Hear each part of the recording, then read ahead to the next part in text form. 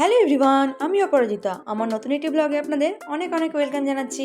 আশা করছি আপনারা সবাই খুব ভালো আছেন, সুস্থ আছেন, আর আমরা কিন্তু খুবই ভালো আছি। তো আজকে কিন্তু সরস্বতী পুজো আর সঙ্গে কিন্তু ভ্যালেন্টাইন্স ডে পড়ে গিয়েছে। তো একই দিনে দুই রকমের উৎসব, তো তাই জন্য কিন্তু প্রচুর মানুষের ভিড় হয়েছে। তো আজকে আমরা চলে এসেছি দক্ষিণেশ্বরে কালী মন্দিরে। তো এখানে এসেছি আমরা মেইনলি ঘুরতে। তো কলকাতায় এসেছি, এর আগে আমি কিন্তু দক্ষিণেশ্বরে বেশ কয়েকবার এসেওছি, কিন্তু এত ভিড় দেখিনি। বাট একই দিনে এইরকম দুটা উৎসব হওয়াতে দেখতেই পাচ্ছেন প্রচুর মানুষের ঢল নেমেছে। তো আমরা সেই জন্য এই দক্ষিণেশ্বরে ঘুরতে চলে এসেছি, কিন্তু এক ফোঁটা এক্সপেকটেশন ছিল না যে এতটা ভিড় হতে পারে। তো আমরা এসেছি আমাদের এক দাদা বৌদিদের সঙ্গে। তো আমরা যেখানে রয়েছি তার ঠিক সেখানেই রয়েছে তাদের বাড়ি। তো আমাদের সঙ্গে নতুন করে পরিচয় হয়েছে, তো ওরা জোর করে বলেছে যে আমরা ঘুরে আসি। তো যাই হোক, সেই দাদার একটা নতুন বাইক কিনেছে, তো সেই জন্য সেই দিনই কিন্তু ওরা পুজো দেওয়ার জন্য চলে এসেছে, আর সঙ্গে করে কিন্তু আমাদেরও নিয়ে এসেছে। তো আমরা এখন বাইক পার্কিং করে রেখে দিয়েছি, আর এখন আমরা যাচ্ছি। তো আমরা কিন্তু আজকে পুজো দেবো না, ওই দাদা বৌদিরাই পুজো দেবে আর এখন লাইনে দাঁড়াবে। এখানে আসবো বলে প্রথম থেকে কিন্তু কোনো রকম প্ল্যানই ছিল না, তবে সকালবেলা যখন উঠেছিলাম তখন একবার ভেবেছিলাম যে প্রিন্সেপ ঘাটটা একটু ঘুরে আসবো, কারণ এতদিন থেকেছি কলকাতাতে, তবে কিন্তু এখনও একটুখানি প্রিন্সেপ ঘাটটা ঘোরা হয়নি।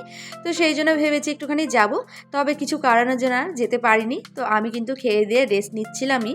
তো সেই বৌদি এসে আমাকে মোটামুটি ওই 2টা 2:30টার দিকে এসে প্রচুর পরিমাণে জোর করে যাচ্ছে। তো নিজে হাতেই কিন্তু আমাকে শাড়ি কাপড় পরিয়ে তারপরে কিন্তু নিয়ে এসেছে। তো আসার অতটা ইচ্ছেও ছিল না, কারণ কলকাতায় এখন কিন্তু অনেকটা গরম পড়ে গিয়েছে, আর এইরকম ভিড়ে এসে এমন একটা অস্বস্তিকর পরিস্থিতি হবে ভাবিনি। তো এখন আমরা পুরোপুরি মন্দিরের ভিতরে প্রবেশ করে নিয়েছি, আর দাদারা যেহেতু পুজো দেবে বলেছে, তো সেই জন্য কিন্তু আমরা এখন দোকানের ভিতরে চলে এসেছি। এখানে কিন্তু প্রচুর দোকান রয়েছে, আর সবগুলোই কিন্তু স্টল নাম্বার লেখা রয়েছে। তো স্টল নাম্বার অনুযায়ী কিন্তু আপনি চলে আসতে পারেন। আর এখানে কিন্তু মায়ের পুজো দেওয়ার জন্য যে সামগ্রী সব রকম কিন্তু পেয়ে যাবেন। ওই মায়ের ওড়না, তারপরে প্রসাদ থেকে শুরু করে ফুলের ডালা, ফুল, এভরিথিং কিন্তু আপনি পেয়ে যাবেন। তো সেখান থেকে কিন্তু দাদারা নিয়েছে। এবার আমরা চলে যাচ্ছি মন্দিরের দিকে। তো আমরা ভেবেছি যে আমরা যাব না, তো ওই দাদারা তো চলে গেল মন্দিরে পুজো দেবে বলে, আর প্রচুর বড় লাইন ছিল। তো এবারে আমরা চলে এসেছি গঙ্গা ঘাটের দিকে, মানে যেখানে হচ্ছে গঙ্গার ঘাটটা রয়েছে। তো সেখানে ভেবেছি একটুখানি এসে সময় কাটাবো, কিন্তু তার কোথায় হলো, এত লোক আর এত পরিমাণে এখানে স্নান করছে সবাই, গঙ্গার ঘাটে গঙ্গাকে দেখছে। তো আমরা সেখানে একটুখানিও বসার সুযোগ পেলাম না, এত ভিড়ে এত পরিস্থিতি খারাপ হয়ে গেছে, আর একদম অস্বস্তিকর লাগছিল, কি আর বলবো। তো যাই হোক, ওদিকে ওরা পুজো দিতে থাকুক, আর একটুখানি আমরা সারা মন্দিরটায় ঘুরে নিই। তো দেখতেই পাচ্ছেন আজকে সরস্বতী পুজো, আর উপর থেকে কিন্তু ভ্যালেন্টাইন্স ডে, তার জন্য কিন্তু দেখুন এত ভিড় চারিদিকে, ভাবতেই পারিনি। তো এবারে যাই একটুখানি গঙ্গা ঘাটে নিচের দিকে। তো ও বলেছে ও নাকি একটুখানি গঙ্গা জল ছিটিয়ে নেবে শরীরের মধ্যে। তো এখানে যতই পুণ্যার্থীরা আসুক না কেন, কেউ না কেউ স্নান করেই, একটুখানি হলেও জল ছিটিয়ে নেয়। তো এত পিছল ছিল জায়গাটা, তো খুব ধীরে ধীরে নেমে যাচ্ছি, আর আমার তো প্রচুর ভয় লাগছিল, এত গভীর জল।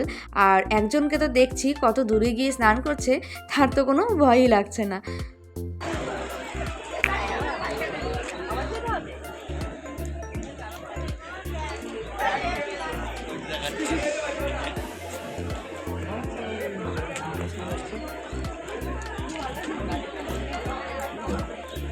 এর আগেও কিন্তু আমরা এই মন্দিরে কিন্তু বেশ কয়েকবার এসেছি, বাট এত যে ভিড় হবে ভাবতেই পারিনি, কারণ আজকে ভ্যালেন্টাইন্স ডেও কিন্তু সেলিব্রেট করতে এসেছে, আর সরস্বতী পুজো উপলক্ষে কিন্তু মায়ের মন্দিরে এসেছে পুজো দিতে।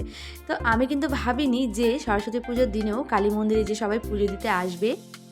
তো যাই হোক, ভালোই হয়েছে আমরা প্রিন্সেপ ঘাটে যাইনি। আমার মনে হয় এখান থেকে প্রিন্সেপ ঘাটে মনে হয় আরও বেশি ভিড় হবে।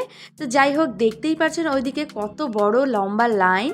তো এখানে একটুখানি গরম গরম লাগছিল বলে আর সেজে গুজে এসেছি, এতটা কষ্ট লাগছিল মনে হচ্ছে তাড়াতাড়ি যেন বাড়ি ফিরে যাই। আমরা কিন্তু মন্দিরে 3টে থেকে 3:30টার দিকে পৌঁছে গিয়েছিলাম। তারপরে কিন্তু সারা দুপুরটা ওখানে কাটিয়েছিলাম মন্দিরে সবাই মিলে বসে। তারপরে কিন্তু বাড়ি ফেরার পথে আমরা ভেবেছি একটুখানি খাওয়া দাওয়া করে যাব। তো আমরা এবারে চলে এসেছি খাওয়া দাওয়া করতে। এটা রয়েছিল বিরাটিতে। তো বিরাটির এই ধাবাগুলোতে কিন্তু খুব সুন্দর সুন্দর খাবার পাওয়া যায়, এর আগে আমি এসেছিলাম। তো এসেই কিন্তু আমরা আগে বসে নিয়েছি, আর এই ধাবাতে কিন্তু ভালোই ভিড় রয়েছে। যারা কাপলসরা রয়েছে তারা কিন্তু খুবই আনন্দ করছে, সময় কাটাচ্ছে নিজেদের মানুষদের সঙ্গে। তো সেই জন্যই ভাবলাম আমরা কিছু একটা খেয়ে নিই, আর আমরা কিন্তু ভেবেছি সন্ধ্যের যে স্ন্যাক্সটা হয় সেটাই খাবো, লেবু টেবু দিয়ে। ভালো ভালো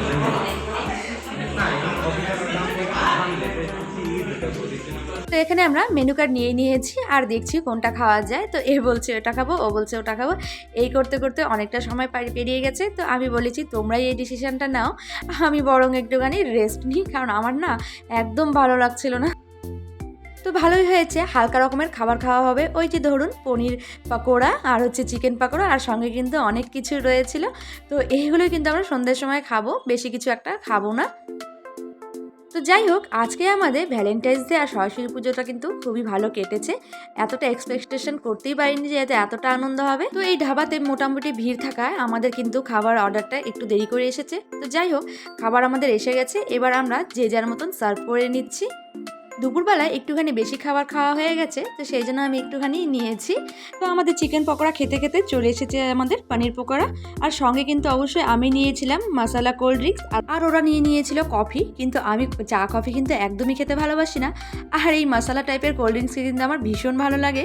তো সেই জন্য আমি নিয়েছি। আমাদের কিন্তু সন্ধ্যের পেট পুজো একদম হয়ে গিয়েছে। তো চলুন আমরা বেরিয়ে পড়ি। তো এখন আমরা সবাই মিলে আবার বেরিয়ে পড়েছি বাড়ি আসবো বলে, কারণ একটু পর থেকে কিন্তু এই রাস্তা এত জ্যাম হয়ে যাবে যে বাড়ি পৌঁছানো যেখানে আপনার আধ ঘন্টা লাগবে সেখানে কিন্তু 1.5 ঘন্টা লেগে যাবে। তো সত্যি কথা বলতে এই এয়ারপোর্টে এত জ্যাম লেগে যায় কি বলবো। তো সেখান থেকে আমরা আবার বাড়ি চলে এসেছি। তারপরে আমরা চলে গিয়েছিলাম আমাদের যে ওয়ার্ডে পুজোটা হচ্ছিল সেই ওয়ার্ডে আমরা চলে গিয়েছিলাম, আর দেখতে পাচ্ছিলাম যে এখানে খুবই সুন্দর একটা পুজো হয়েছিল। এর আগের বারও কিন্তু পুজো হয়েছিল, বাট আমরা আসতে পারিনি, আমরা কিন্তু এই সময় পুরী গিয়েছিলাম। তো পরে আমাদেরকে বলেছিল যে আমরা কেন আসিনি বা কিছু। তো দেখতেই পাচ্ছেন প্যান্ডেলটা কিন্তু খুবই সুন্দর হয়েছে, ছোটোর মধ্যে কিন্তু অসাধারণ হয়েছে। আর সরস্বতী ঠাকুরের যে মূর্তিটা খুবই সুন্দর হয়েছে, ছোটোর মধ্যে ডেকোরেশনও কিন্তু খুবই সুন্দর হয়েছে।